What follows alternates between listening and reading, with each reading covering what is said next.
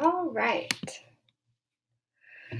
So my final project is on colorblind racism in the United States, the ideology and the history behind it. I will be talking about how it affects society, where we see it in society, as well as how we can counteract it. So let's dive in. What is colorblind racism? A wonderful article from Psychology Today states that colorblindness is the racial ideology that persists. The best way to end discrimination is by treating individuals as equally as possible without regard to race, culture, or ethnicity. Now, that probably doesn't sound so bad to you. As we all know, people are often mistreated because of their race, culture, or ethnicity. Wrongly targeted, wrongly accused, etc. However, it kind of made me think back to the first couple weeks of lecture when we learned about ethnocentric views, where scientists would look at other cultures, other races, and develop ideas, philosophies, ideologies about them based on their own culture, their own individual bias, and their own views, which I kind of relate to colorblindness in the aspect of it is ignoring racial problems. You are looking at race from your standpoint where it doesn't seem to matter to you, where you think that race does not exist when we have clearly studied that it does. It's a social construction, however, but it's incredibly ignorant as well as an ethocentric view to state that there is no race, that you don't see race. And colorblind racism, or the ideology, is often used to cover up, ignore, or overshadow current racial issues in the U.S. People will use this attitude to state that because of the civil rights movement, we have overcome racism and we're this new enlightened country where we don't even have to look at race and all of the inequalities no longer exist, which, as we know, is not true. So where we can see colorblindness today. In the Black Lives Matter movement, we have heard and seen a lot of backlash about it. One of the main statements are people writing, why just Black Lives Matter? What about all lives matter? All people are important, which is very true. As we have learned in class, genetically and biologically, human beings on the inside look exactly or virtually exactly the same. So we should all be treated exactly the same, right? Well, All Lives Matter adapts a colorblind view because they are essentially stating that the issues that Black Lives Matter are bringing up has no validity because one race is no more important than the other, which is very true. But when we say all lives matter versus specifically Black Lives Matter, we are taking away the spotlight completely, suffocating any chance that they had of speaking out against inequality. In a data analysis that was compiled by the Washington Post, we find that cops in 2015 were twice as likely, or there was twice as many blacks as whites in 2015 killed by cops. In that same data analysis, we also learned that unarmed black men are more likely to die by the gun of a cop than an unarmed white man. So when we have that information in the media, when we know that you can't simply say that all lives matter. Right now, Black Lives Matter a little bit more because of the inequality that they were facing, because of institutional racism, systematically placed racism. And then we can also think back to last week when we read about the NFL player Kaepernick, who sat down during the national anthem in protest of the unarmed black men killed by police. In this issue, we saw, specifically in the article that we read, that many people were focusing on the fact of how disrespectful he was for sitting down during the national anthem, rather than why he was sitting down during the national anthem, which was in support of the Black Lives Matter movement. Again, the voice is being taken away from them, being taken away from the oppressed, and put in the voice of the oppressor by using color blindness, by looking away from race, by not making the issue about race when it so clearly is. And another thing that I've seen a lot in the media is not acknowledging racist police violence. A lot of people have been stating that, statistically it makes sense that Black people are more targeted, maybe they're more violent, they're more criminal, etc., which we have learned in class clearly is not true. Even the statistics don't prove that. So again, that's adopting a colorblind attitude. So we move on to a concept that was explained to us in the second PBS documentary episode we watched, Race the Power Evolution, where we learned about switching the blame from the oppressor to the oppressed. So in the documentary, we saw that this happened when scientists decided to prove, quote unquote, that African Americans were subhuman and they were programmed essentially to be slaves. There was no other path for them.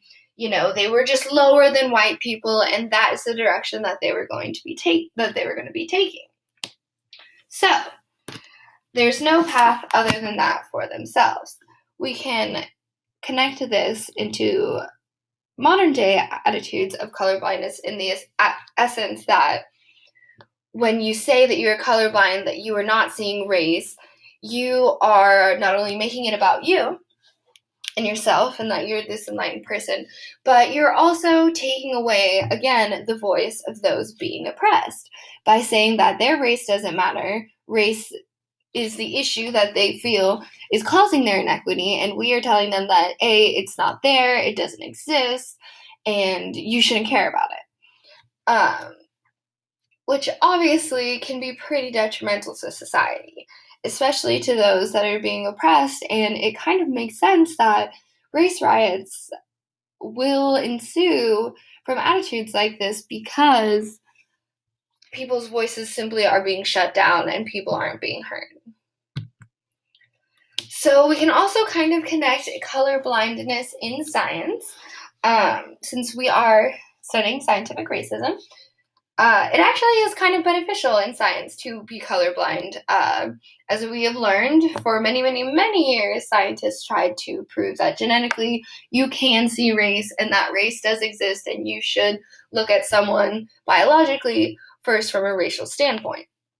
So being colorblind in science can be helpful, but we can also see kind of connections from the origin of this attitude, which I think stems from attempting to expose other races as subhuman, which is what a lot of these scientists did. They tried to prove that if you were not of the white race, that you were lower, you were less intelligent, you were basically nothing.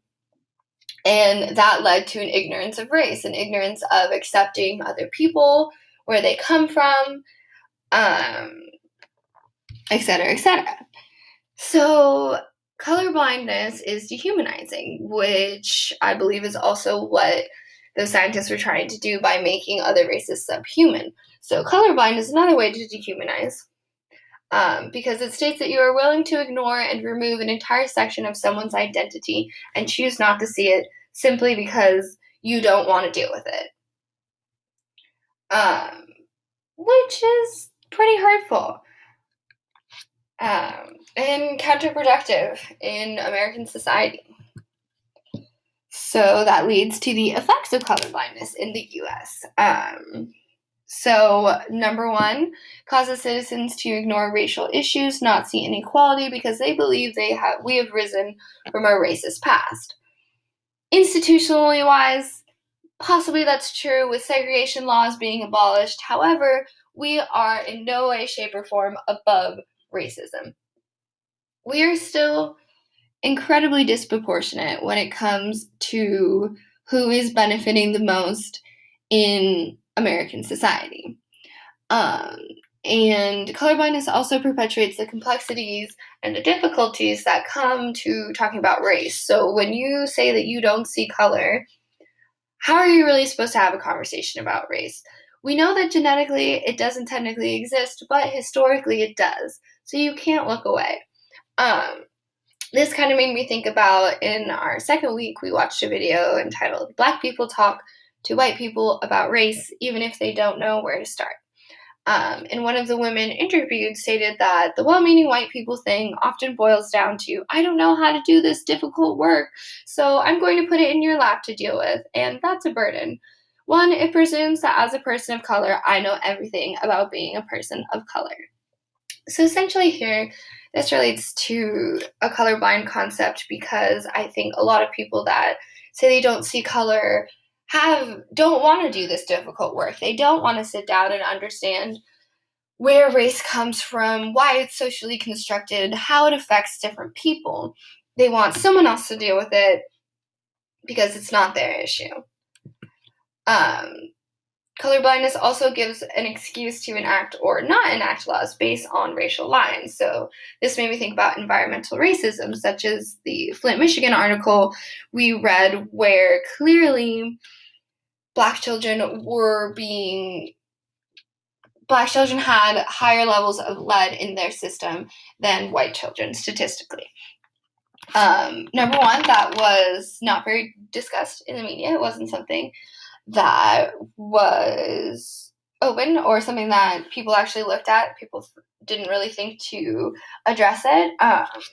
Also reminded me of another article we read entitled Race Best Predicts Whether You Live Near Pollution by Bryce Covert, where he can be quoted stating, people of color and low-income people are most likely to be situated near sources of contamination. So when the Flint, Michigan water crisis came about, I doubt that we really heard anything about how systematically you can be placed closer to pollutants simply because of your race.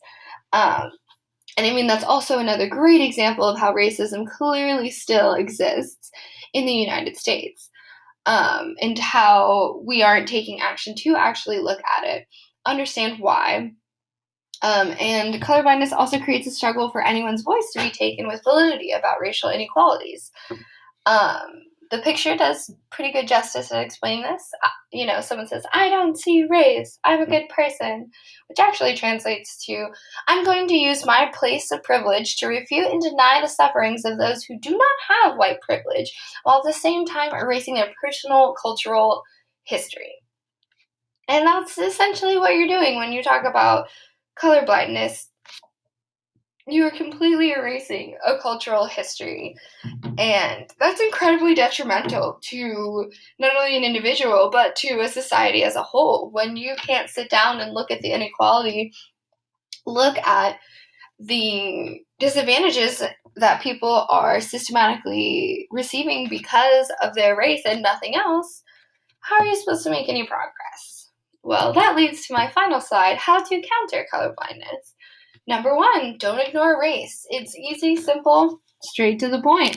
Race exists. We know it's a social construction. We know it's not biological, but it still very much is in existence. Racial history and relations are really important to humans' identity, so don't look away. Granted, our public schools should do a better job of explaining racial history and relations, but,